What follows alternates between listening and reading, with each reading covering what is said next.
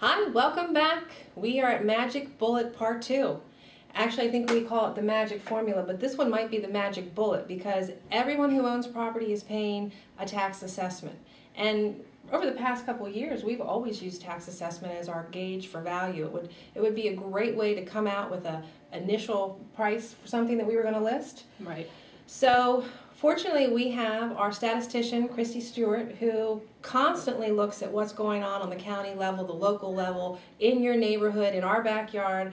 And I think Christy's going to surprise me yet again. Once again, she's withholding the information, so we're going to find out together what Christy found out about researching tax assessments. Well, usually when we're going to make an offer on a house, I do look at the average percentage of the tax assessment that homes are selling for.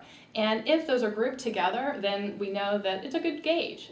However, in this case, I'm looking at Lansdowne and Potomac, and not so good of a gauge. Oh, great. Okay, what'd you find out? Range, okay. 80% on the low end, so 80% of the tax assessment value, so somebody paid 80% less than the value. On the other side, we had 126% of the tax assessed value. All of those are settled? All of them are settled. So that means we know that an appraiser looked at that property and appraised it. So for 126% of what the county said it was worth. Very nice. Well, do you want to know why? I'd love to know why. Can you tell me why? I can. Okay, good. What do you think the value difference is, Melissa? You're an expert in land. What is the difference in value between a quarter-acre lot and a .22 and a .4, let's see, what do we have here? .43. So just under a quarter and just under a half.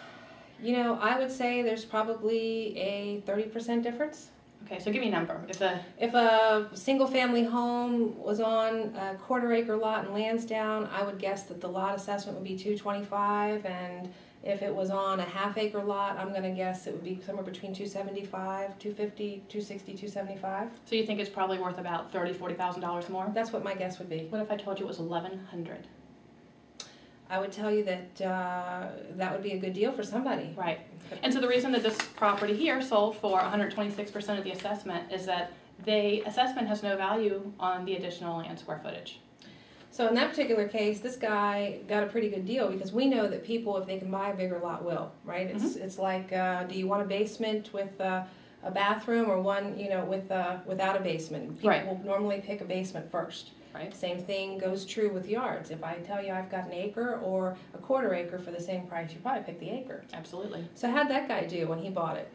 Well, he paid $831,000 for a house in the nicest section of Lansdowne, West Goose Creek, backs to trees at the end of the very end of the court, backing to Goose Creek, and he got a 3,800 square foot home, got a fully finished basement for $831 on almost a half an acre. So basically what you're telling me is that house probably would have been a $1.2, $1.3 million home in 2007?